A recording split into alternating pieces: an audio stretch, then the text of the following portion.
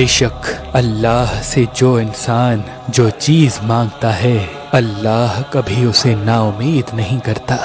تو ویسے ہی ایک نبی جس کو تاریخ سلیمان علیہ السلام کے نام سے یاد کرتی ہے، اللہ کی دربار میں ہاتھوں کو اٹھا کے بار بار دعا کرنے لگے، اے اللہ مجھے ایسی عزت دے، ایسا مقام دے جو مجھ سے پہلے نہ کسی کو ملا ہو اور نہ ہی میرے بعد کسی کو ملے۔ تو بس اللہ نے اپنے نبی کی دعا قبول کی اور آپ کو کائنات کے ذرے ذرے پہ حکومت عطا کر دی۔ تاریخ نے لکھا انسان، جنات، جانور، پرندے، ہوا، درخت آپ کے ماتحت رہتے تھے، آپ سب کی زبانوں پہ عبور رکھتے تھے، آپ کا تخت فضا میں اڑا کرتا تھا اور تمام مخلوقات آپ کے روب، مرتبے اور عزت کو دیکھ کے اللہ کی توحید کو تسلیم کرتی تھی۔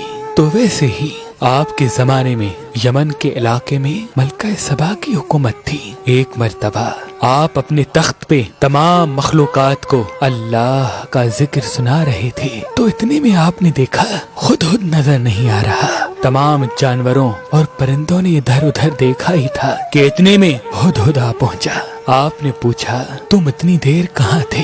تو وہ پرندہ کہنے لگا، اے اللہ کے نبی میں اڑتا ہوا یمن تک جا پہنچا جہاں کی حکومت ملکہ سبا کے ہاتھ میں ہے۔ اے اللہ کے نبی اللہ نے انہیں سب کچھ دیا ہے، لیکن افسوس وہ اللہ کی عبادت نہیں کرتے، وہ سورج کی پوجا کرتے ہیں، آگ کی پوجا کرتے ہیں اور حقوق العباد سے ناواقف ہیں۔ بس جیسے ہی سلیمان علیہ السلام نے یہ سنا، آپ نے ایک خط تحریر کیا اور فرمایا جاؤ اس ملکہ کو میرا یہ خط دو کہ وہ اللہ کی توحید کو تسلیم کریں اور اللہ کی عبادت کر کے اپنی دنیا اور آخرت سنوار دیں۔ جیسے ہی وہ پرندہ حضرت سلیمان کا خط لے کے ملکہ سبا تک پہنچا تو آپ نے اپنے درباریوں کے سامنے جیسے ہی سلیمان علیہ السلام کا خط پڑھا جس میں تحریر تھا کہ میں سلیمان داؤد نبی کا بیٹا اللہ کے نام سے تمہیں اللہ کے دین کی دعوت دیتا ہوں تاکہ تم گمراہی اور ظلم سے دور ہو کر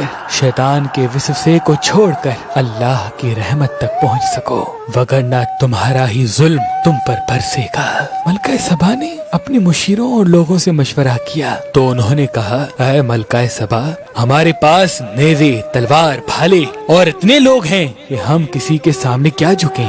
شیطان نے انہیں گمراہ کر کے رکھا تھا، لیکن ملکہ سبا نے کہا مجھے ان کے الفاظ میں صداقت کی خوشبو آ رہی ہے، ان کے قاصد کو خالی بھیجنا مناسب نہیں۔ آپ نے قیمتی تحائف کے ساتھ اپنے قاصد سلیمان نبی کے پاس بھیجے۔ حضرت سلیمان علیہ السلام نے جیسے ہی ان تحائف کو دیکھا آپ فرمانے لگے، اللہ نے مجھے سب کچھ عطا کیا ہے اور مجھے اس زمین کی ہدایت کے لیے مقرر کیا ہے، جاؤ اپنی ملکہ سے کہہ دو کہ میں تو صرف ان کی ہدایت چاہتا ہوں، ان تحفوں کی مجھے کوئی ضرورت نہیں۔ جیسے ہی یہ پیغام ملکہ سبا تک پہنچا آپ حضرت سلیمان علیہ السلام کی طرف چل پڑی۔ یہ علم جب حضرت سلیمان کو ہوا تو آپ نے یہ چاہا کہ جب ملکہ سبا یہاں پہنچے تو ان سے پہلے ان کا تخت یہاں موجود ہو۔ کون ہے جنات میں سے جو یہ سب سے پہلے کرے گا؟ جنات میں سے ایک جن جس کا نام نیاب تھا کہنے لگا، اے اللہ کے نبی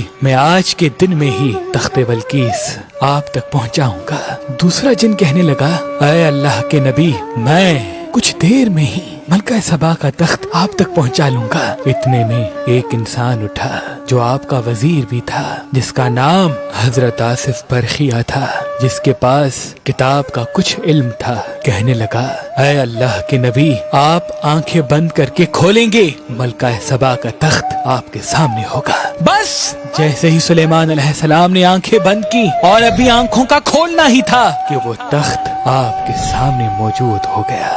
سارے جنات، چرند پرند آصف برخیہ کی تعریف کرنے لگے اور اتنے میں ملکہ سبا بھی آ پہنچی۔ جیسے ہی انہوں نے اپنا تخت اپنے سے پہلے حضرت سلیمان علیہ السلام کے پاس دیکھا تو کہنے لگی، بے شک آپ کوئی عام انسان نہیں، آپ اللہ کے نبی ہیں اور آپ کی حکومت اللہ نے صرف انسانوں پہ نہیں بلکہ اس دنیا کی ہر خلقت پہ رکھی ہے۔